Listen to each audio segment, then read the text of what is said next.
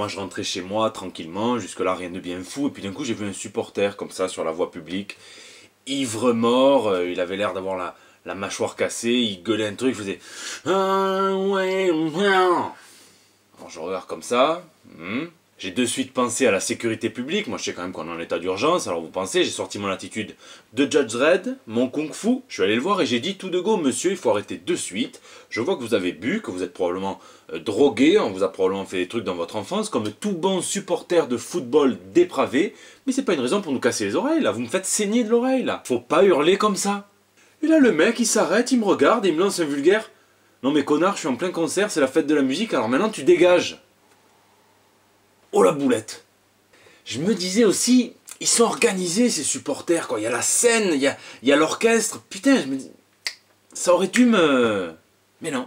Bon, je me suis fait un petit peu huer, mais bref, je suis rentré chez moi. Moi, après tout, mon truc, c'est les comics. Et c'est ce que je vais faire de suite, puisque tout de suite, c'est les news de la semaine.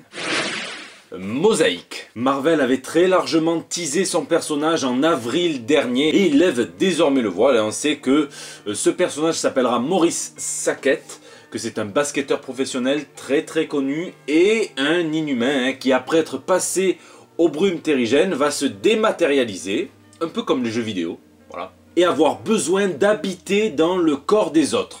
Ça c'est s'il veut survivre. Alors c'est un petit peu chelou, il va avoir à gérer donc ce passage de grande star un petit peu dépendante de son corps d'athlète pour gagner sa vie, à finalement plus rien du tout et dépendant du corps des autres pour pouvoir survivre. Il fera ses débuts dans Uncanny Inhuman numéro 11 fin juin prochain et il aura droit à sa série dès le mois d'octobre 2016 par Geoffrey Thorne et Carrie Randolph. En prime, une origin story de 10 pages sera distribuée gratuitement dans tous les magasins Barnes & Noble le 6 août prochain. C'est parce qu'ils font une espèce de petit événement, ils ont eu l'exclusivité. Alors vous allez peut-être me dire, je sais pas vous, mais moi je le sens pas trop ce personnage de Mosaïque, je sais pas, déjà, si je devais juger rien qu'à l'apparence, je dirais qu'il est aussi beau que le vieux port de Marseille après la rencontre entre des hooligans russes et des hooligans anglais. Donc j'espère vraiment que l'histoire tiendra la route, voilà. Marvel te met une olive. Et oui, Marvel lance des variantes covers pour le mois de septembre prochain pour sensibiliser son public au cancer de la prostate. Captain Marvel, The Invincible Iron Man, Steve Rogers, Captain America, The Mighty Thor. Autant de séries seront donc concernées par ces variantes covers et verront donc les costumes redesignés, spécialement revisités dans des tons de bleu clair pour l'occasion. Un bandeau de texte apparaîtra également tout en bas de la couverture dans lequel on pourra lire « Nous espérons que tous nos fans prendront un moment dans ce mois de septembre pour se renseigner et sensibiliser les êtres proches sur la nécessité de travailler avec le corps médical pour venir à bout de cette maladie. » Alors j'ai absolument rien contre cette initiative que j'applaudis parce que c'est quand même l'un des cancers les plus fréquents chez l'homme. Mais quand même je trouve ça marrant qu'ils n'osent pas vraiment aller jusqu'au bout. Moi par exemple si on m'avait demandé de faire une campagne de sensibilisation sur le cancer de la prostate, la campagne du commis, voilà j'aurais fait ça. J'espère que tous mes fans, et les autres aussi parce que sinon ça ferait pas beaucoup de monde au final. Bref, j'espère que tout le monde prendra un moment pendant le mois de septembre pour aller se faire mettre un doigt au cul pour se faire dépister. Voilà, quand même plus efficace et moins mensonger. Puis bon, un moment de honte est si vite passé après tout. Nicolas Cage à Las Vegas. Ce week-end c'était la Las Vegas Comic Con, donc à Las Vegas évidemment. Oh. Et devinez qui on a vu déambuler dans les allées de la Comic Con? Nicolas Cage, non pas en tant que guest star pour son interprétation magnifique de Ghost Rider dans le premier et dans le deuxième volet, non. En tant que simple fan de comics venant faire des petits achats comics et des petits achats d'artworks. Bon alors, pas vraiment n'importe quel fan et pas vraiment n'importe quel comics et artwork, puisqu'il aurait dépensé près d'1 million de dollars dans les comics les plus recherchés de l'âge d'argent, Amazing Fantasy XV, les premiers numéros de Spider-Man, des X-Men, des 4 Fantastiques, de Hulk, enfin j'en passe. Et il a également acheté un tableau de Ghost Rider pour près de 5000 $. En même temps, il n'a pas peur de flamber le mec. Alors on savait que Nicolas Cage était un grand fan de comics, malheureusement il s'était fait voler son numéro 1 d'Action Comics en 2000, ça l'avait un petit peu désintéressé de la collection, il avait tout revendu, et je pense que je connais certains marchands de Las Vegas qui doivent être contents que le virus l'ait repris. Mark Millar, menteur.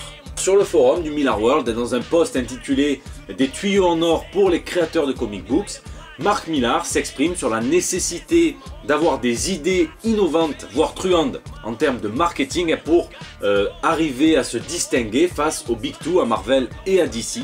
Il écrit « Il n'y a aucune honte à ce que les gens achètent vos livres.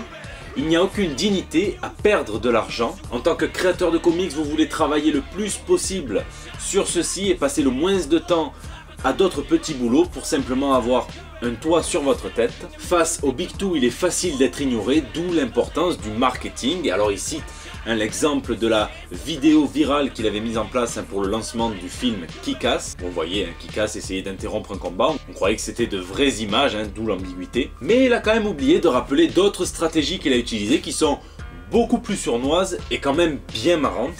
Rappelez-vous, Millar avait fait croire qu'une publicité pour Nemesis avait été affichée en grand à Times Square, à New York, alors que pas du tout. Photoshop. Pire, il avait photoshopé encore une fois Supérieur dans les mains de Barack Obama pour faire croire qu'on lisait ses comics dans les plus hautes sphères politiques des États-Unis, à la Maison Blanche. Il avait fait courir la rumeur qu'Eminem était impliqué dans le tournage du film Wanted, alors qu'au final c'est Angelina Jolie en fait. Bon, tant pis. Et il avait lancé donc une vidéo sur YouTube en faisant croire, c'était une grand-mère qui parlait, en faisant croire que cette grand-mère s'était tatoué le personnage de Starlight en gros dans le dos, regardez. Tout ça pour faire ce qu'on appelle du buzz en fait, simplement, et pour avoir de la publicité comme ça, via les sites qui relaient. Et même si ces sites exposent son mensonge, comme je suis en train de le faire, ça lui fait quand même de la publicité. Et mine de rien, ça se ressent sur les ventes. Et pour ceux qui s'indigneraient là, qu'il ne faut pas mentir aux consommateurs et compagnie, vous allez chez McDo, vous prenez un Big Mac, vous dites que c'est pour moi, vous prenez votre Big Mac, vous allez le mettre devant la photo et vous allez voir que la publicité nous ment. Des comics Action Man.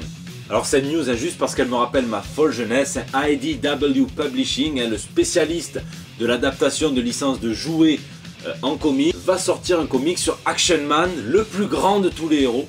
Enfin c'était à l'époque ça. Ouais, puisque sa série apparemment elle commence avec lui qui canne en fait, en essayant de sauver le monde. Bon voilà, ça arrive, on sauve le monde, paf, la nuque, bim, vrillé, il canne vulgairement. Et c'est son jeune protégé qui va devoir assurer la relève, donc avec ses failles. C'est par John Barber, Paolo Villanelli et Chris Evenuis. Et le numéro 1 sort aujourd'hui même aux States. Alors que tous ceux qui ont joué à Action Man se dénoncent dans les commentaires, je suis sûr que je suis pas le seul quand même. Et moi à l'époque il était habillé comme Indiana Jones en fait, pas comme ça c'est chelou. C'est la fin de ce JT Comics, j'espère qu'il vous a plu. N'oubliez pas que vous pouvez me laisser vos petits messages pour la bannière sur Facebook, sur YouTube, sur Twitter, sur Instagram, allez-y, lâchez-vous. On prend tout, on prend de la blague, du hashtag, on prend tout. Je vous souhaite une excellente semaine, je souhaite une excellente fin d'examen à tous les étudiants qui en peuvent plus de passer leur bac, à tous les travailleurs qui en peuvent plus de manifester, à tous les travailleurs qui en peuvent plus des manifestants, bref. Lisez, lisez et lisez, ça nous unit à tous. Et d'ici là, la semaine prochaine. Highway to hell. Highway to hell. Highway to hell. Ça c'est du rock. Eh ouais mec.